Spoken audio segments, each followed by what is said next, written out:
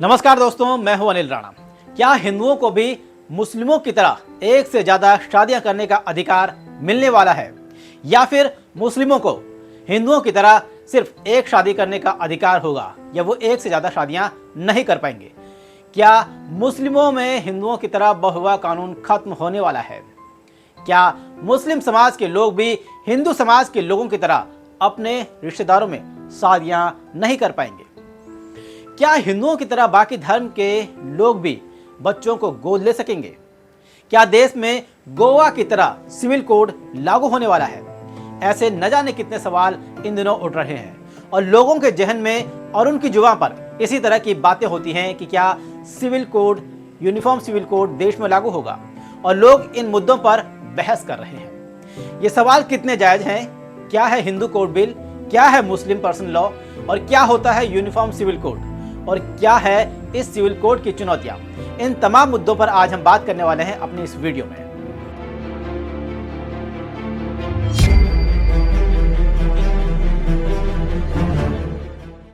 समान नागरिक संहिता को लेकर सबसे पहले 1835 में बात हुई थी, ये शब्द आया था और अंग्रेजों के टाइम में इस पर चर्चा चल रही थी। 1955 में ये बिल लागू होते होते रह गया, लेकिन उसके बाद से यूनिफॉर्म सिविल कोड लागू करने की मांग समय समय पर उठती रही है और अब एक बार फिर से पूरे देश में यूनिफॉर्म सिविल कोड यानी कि समान नागरिक संहिता बिल लागू करने की बात हो रही है, तैयारियां चल रही हैं। केंद्र सरकार ने इसके लिए लोगों से सुझाव भी मांगे हैं, जिसको लेकर लोग अपनी अपनी राय दे रहे हैं, अपने अपने मशवरा दे रहे हैं। दरअसल साल 2014 में बीजेपी ने यूनिफॉर्म सिविल कोड लागू करने का वादा किया था।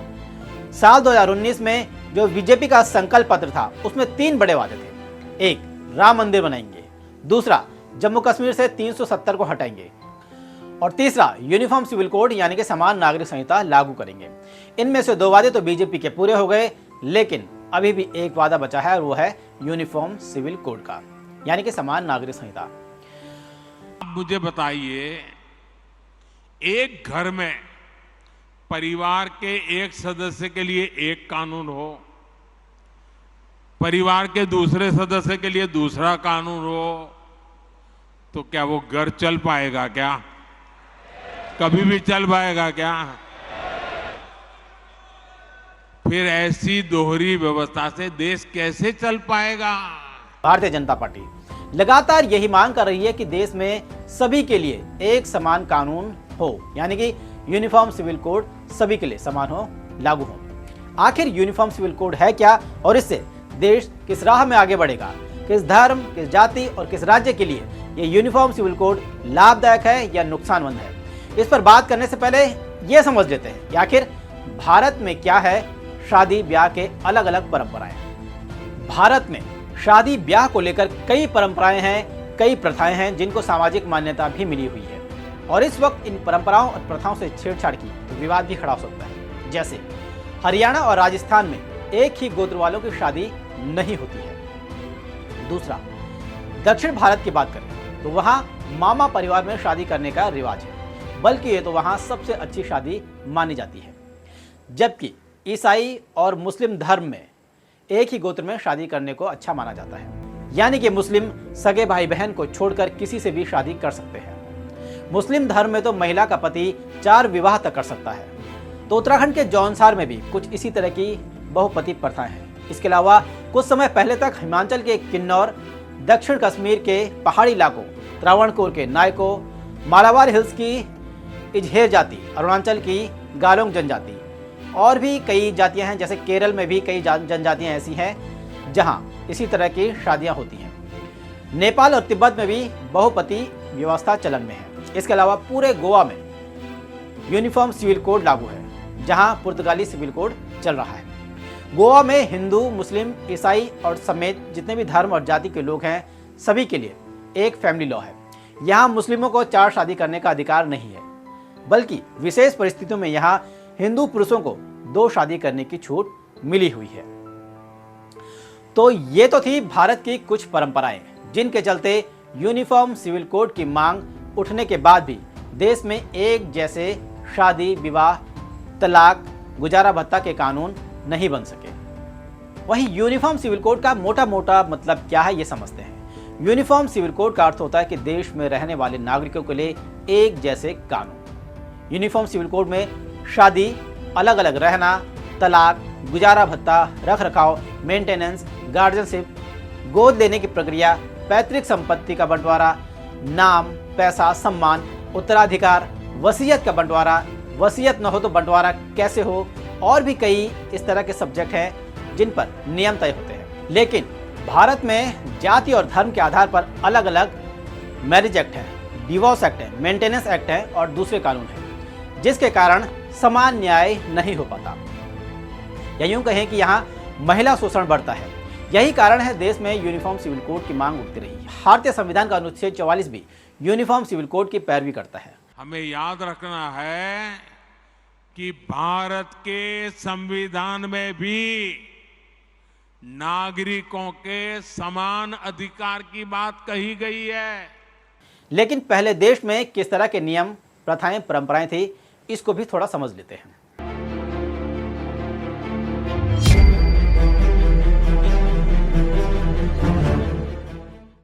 भारत को 5000 साल पुरानी सभ्यता माना जाता है और करीब 3000 साल पहले वेद पुराण लिखे गए थे, जिनके आधार पर हिंदुओं के तौर तरीके बने, परंपराएं बनी, प्रथाएं बनी या मान्यताएं बनी। या यूं कहें कि प्राचीन काल में हिंदू समाज के नियम कानून इन्हीं धर्म ग्रंथों पर आधारित थे। लेकिन हिंदू समाज में वेद और मनुस्मृति के नियमों का सबसे ज्यादा असर था। खासकर शादी ब्याह से जुड़े मामलों में मनुस्मृति के जो नियम थे उनका ज्यादा से ज्यादा पालन होता था। उन्हीं से समाज की प्रथाएं भी चलती थी। लेकिन 1600 के आसपास मुगलों का देश में आना शुरू हुआ और वो यहीं बसना शुरू हो गए। उनके अपने नियम थे, अपने कानून थे जो कुरान से और शरीयत के आधार पर चलते थे। खासकर शादी ब्याह के उनके तौर तरीके शरीयत के मुताबिक होते थे। यानी कि अब भारत में प्रमुख तौर पर दो धर्मों के अपने रीति रिवाज थे, प्रथाएं थी। वहीं फिर आए अंग्रेज, जिन्होंने शुरुआत में कानूनी मामलों में कोई दखल नहीं दिया। लेकिन जब समाज में विवाद हुए तो उनके निपटारे के लिए उन्होंने एक कोड बनाना मुनासिब समझा और जिसके लिए उन्होंने एक कोड बनाई। इस कोड में हिंदू लोगों के आपराधिक मामलों और मुस्लिमों के सभी मामलों का फैसला औरंगजेब के बनाए गए फतवा आलमगीरी कानूनों के आधार पर होता था। जबकि इस कोर्ट में हिंदुओं के शादी के मामलों में अंग्रेजों ने कोई भी हस्तक्षेप नहीं किया और ये तय किया कि हिंदू मनुस्मृति के हिसाब से ही अपने शादी और बाकी प्रथाओं को चला सकेंगे। बाकी बचे भारत में अन्य धर्म के लोग, जिनमें ईसाई थे, डच थे, फ्रांसिस थे और पुर्तगाली थे और भी कई हुए थे। उन अन्य धर्मों के लिए अंग्रेजों ने अपने देश के ईसाई कानूनों को लागू किया। यानी कि भारत में 3 सिविल मामलों में 3 तरह के कानून चलने लगे। लेकिन इस दौरान सभी धर्मों में कई कुरीतियां थी। हिंदू धर्म की बात करें तो ये मनुस्मृति के नियमों को मानते थे, जिनमें महिलाओं और दलितों को और दूसरी जनजातियों को लेकर काफी भेदभाव था। हिंदू धर्म में ब्राह्मण के पास विशेष अधिकार थे, जिसका वो कई बार बेजा इस्तेमाल करते थे और शोषण करते थे। शूद्रों को यहाँ हेय दृष्टि से देखा जाता था। महिलाओं को यहाँ संपत्ति का अधिकार नहीं था। यहाँ हिंदू पुरुष कई शादियां कर सकता था और पुरुष की मौत के बाद महिलाओं को सती होना पड़ता था। यहाँ बाल विवाह भी जायज था। यह आम धारणा थी कि विवाह के समय वधू की उम्र वर की उम्र से 1/3 हो तो उसे आदर्श विवाह माना जाता था। इन कुरीतियों के खिलाफ राजा राम मोहन राय ने आवाज उठाई तो उनकी कोशिशों के चलते 1829 में अंग्रेजों ने सती प्रथा उन्मूलन और बाल विवाह कानून बनवाया। लेकिन जब ये कानून बने तो रूढ़िवादी ताकतों ने इनका पुरजोर विरोध भी किया। लेकिन धीरे धीरे कानूनों को अमल में लाया गया, जिसके लिए लंबा वक्त लगा। आपको जानकर ताज्जुब होगा कि इन कानूनों के लागू होने के कई साल बाद भी भारत में आज भी कई जगह बाल विवाह के मामले आते हैं। और 1987 में राजस्थान के देवराला में रूप कंवर नाम की महिला के सती होने का भी केस आया था। यानी कि समाज में सुधार के लिए उनको अपनाने में रूढ़िवादी लोग अभी भी कतरा रहे हैं। इसी कड़ी में एक और समाज सुधारक हुए, वो थे ईश्वर चंद्र विद्यासागर। उनकी कोशिशों के बाद 1856 में उन्होंने अंग्रेजों की मदद से हिंदू विधवा पुनर्विवाह अधिनियम लागू करवाया। यानी कि जो विधवा महिला पहले सती होती थी, अब वही विधवा महिला अपनी दूसरी शादी कर सकती है और अपनी बाकी की जिंदगी आराम से गुजार सकती है। और इस तरह काफी हद तक महिला सुधारों की कोशिश हुई, क्योंकि ब्रिटेन भी पहले इसी तरह की सामाजिक कुरीतियों से जकड़ा हुआ था, वो इन कुरीतियों को झेल चुका था, तो वो जानते थे कि कैसे इन समस्याओं से निपटा जाए। वहीं मुस्लिम समाज में हिंदू समाज से ज़्यादा महिलाओं की दुर्दशा थी। वहाँ 3 तलाक कानून था, वहाँ हलाला था और भी कई कुरीतियाँ थी, लेकिन मुसलमानों में किसी ने भी अपने धर्म सुधार के लिए कोई आवाज़ नहीं उठाई। तो अंग्रेजों ने भी उनके इन धार्मिक मामलों में कोई दखलंदाजी नहीं की। लेकिन एक वक्त ऐसा आया जब अंग्रेजों को भी देश में एक जैसे कानून की जरूरत महसूस हुई, तो उन्होंने भारत में यूनिफॉर्म सिविल कोड लागू करने की दिशा में एक कदम उठाया। दरअसल 1857 के विद्रोह के बाद 1858 में भारत का शासन ईस्ट इंडिया कंपनी के पास से हटकर ब्रिटेन की रानी के पास चला गया और ब्रिटेन की रानी भारत की शासक बन गई। और जब वो भारत की शासक बनी, भारत की रानी बनी, तो देश को सही तरीके से चलाने के लिए यूनिफॉर्म सिविल कोड की जरूरत महसूस हुई। फिर उन्होंने देश में शासन के लिए यूनिफॉर्म कानून बनाए, जिसमें 1860 में सीपीसी, आईपीसी, 1861 में सीआरपीसी बनी, जो आज भी कुछ बदलावों के साथ लागू है। लेकिन सिविल मामलों को उन्होंने छोड़ दिया, यानी कि शादी ब्याह, तलाक वगैरह के मामलों को। अंग्रेजों ने हिंदू और मुसलमान दोनों के धार्मिक मामलों में कोई हस्तक्षेप नहीं किया और इस तरह पहली बार देश में सभी के लिए, सभी धर्मों के लिए आपराधिक मामलों में यूनिफॉर्म कोड लागू हो गया। इसके अलावा ईसाई और पारसी धर्मों में भी कुछ सुधार हुए, लेकिन हिंदू, ईसाई, पारसी समुदायों में कई ऐसे बदलावों को देखकर मुस्लिम समाज भयभीत था कि उनके धार्मिक मामलों में अंग्रेज हस्तक्षेप दे सकते हैं। मुस्लिम नहीं चाहते थे कि अंग्रेज उनके मामलों में हस्तक्षेप करें या उनके लिए कोई कानून बनाए, जिसका उन्होंने विरोध किया और जिसके चलते 1937 में अंग्रेज सरकार ने मुस्लिमों के लिए एक एक्ट बनाया, जिसे नाम दिया गया मुस्लिम पर्सनल लॉ, जिसका मकसद था कि मुस्लिमों के धार्मिक मामलों में कोई भी दखल नहीं दिया जाएगा, जो जैसे हैं वैसे ही चलेंगे। और यहीं से सबसे बड़ा रोड़ा खड़ा हो गया।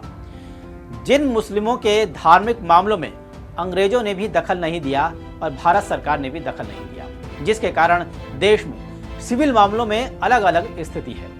इसके अलावा मिजोरम, मेघालय के स्थानीय रीति रिवाजों में भी अलग अलग नियम कानून हैं, परंपराएं हैं, प्रथाएं हैं। यूनिफॉर्म सिविल कोड लागू कैसे किया जाए, कैसे तालमेल बैठाया जाए, उत्तर भारत और दक्षिण भारत के शादी ब्याह के फैसलों में कितना असर डालेगा, इन सवालों पर भी लोग चर्चा करने लगे हैं। तो दोस्तों, ये था यूनिफॉर्म सिविल कोड के मुद्दे पर हमारा पहला वीडियो, जो काफ़ी लंबा हो गया है, जिसमें हमने बताने की कोशिश की है कि आखिर यूनिफॉर्म सिविल कोड क्या है और किस तरह से देश में ये आगे बढ़ता चला गया और आज क्यों इसकी ज़रूरत महसूस हो रही है। कैसे कैसे देश में कानून बदले, कैसे बदले, शादी ब्याह के मोटे मोटे नियम और उनकी खामियां और खूबियां, जिन पर हमने आज थोड़ा सा जिक्र किया। तो आज हम इसको यहीं पर रोकते हैं। अगला हिस्सा कल रिलीज़ करेंगे, जिसमें बताएंगे कि आखिरकार हिंदू कोड बिल क्या था, इससे मुस्लिमों को क्यों दूर रखा गया, इस बिल का क्यों धर्मगुरुओं और आम जनता ने ज़बरदस्त विरोध किया और विरोध के बावजूद भी आखिरकार ये समझने की कोशिश करें कि आखिर हिंदू कोड बिल का जो विरोध था आज के संदर्भ में, क्या वो सही था, क्या वो गलत था, यानी कि हमारे धर्मगुरु सही थे या गलत थे। और फिर ये समझेंगे कि आखिर हिंदू कोड बिल का जो विरोध हुआ था आज के संदर्भ में, क्या वो सही था या गलत, यानी कि उस वक्त हमारे धर्मगुरुओं ने और जनता ने जो विरोध किया था, क्या वो सही था, और अगर उस वक्त उनकी बात मान ली गई होती तो आज का नज़ारा क्या होता। फिलहाल इस वीडियो में इतना ही। कल इसी वीडियो का अगला हिस्सा लेकर हम हाजिर होंगे। वीडियो कैसे लगी कमेंट जरूर कीजिए। सलाह, सुझाव और शिकायत का आपका हमेशा यहाँ स्वागत रहता है। जरूर लिखिए, जरूर दीजिए, लेकिन आदि पुरुष वाली भाषा में नहीं, बल्कि रामानंद सागर वाली रामायण की भाषा में। साथ ही आपसे ये बात कहना चाहेंगे कि इस वीडियो को तमाम मीडिया रिपोर्ट्स और तमाम किताबों के संदर्भ के आधार पर तैयार किया गया है। फिर भी एक बार आपको कहीं पर संशय हो तो उसकी क्रॉस चेकिंग जरूर कर लीजिए। फिलहाल आज के इस वीडियो में इतना ही। हमें ट्विटर, फेसबुक और इंस्टा पर भी फॉलो कीजिए, लिंक डिस्क्रिप्शन में दिया गया है। फिलहाल के लिए मुझे दीजिए इजाज़त। नमस्कार।